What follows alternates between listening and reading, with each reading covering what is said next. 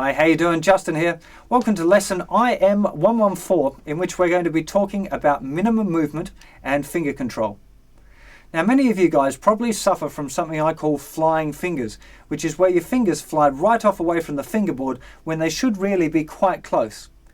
Doing this exercise will help you with all sorts of guitar skills because it's really about controlling your fingers. So you'll find if after a little while of doing this exercise, you'll find that your chord changes are a little faster, your scales are faster and more under control. It's got loads of other things later on as well because it's all to do with accuracy and the controlling of your fingers.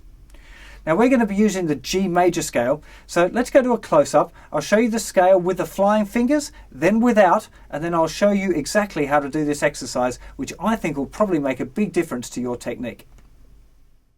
Okay, let's start off by looking at a G major scale. It's quite possible that your G major scale looks something like this.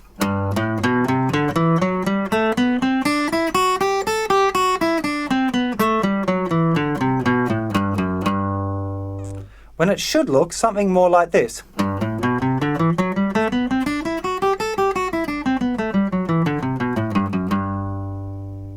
Now you can see that second one looks an awful lot easier than the first one.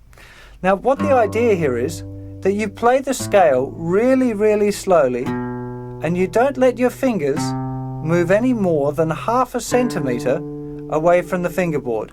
So they're really just creeping, really do it you know, as slowly as you need to. If it wants to be this slow, that's fine too. It doesn't matter. You're just really trying to concentrate on not letting them lift up. And if you watch any of the guys that especially the technically great guitar players, you'll find that their fingers hardly move. And if you're like me, you watch, you know, Steve Viles, Joe Satriani or whatever doing these runs, and their fingers look like they're hardly moving.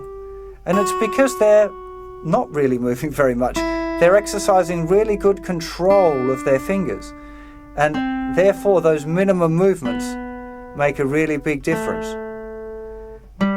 So this is the exercise, and what I would recommend is for 5 minutes, oh, I just let my little finger fly off then because I was thinking about talking to you, you're really concentrating on getting the movement as small as possible.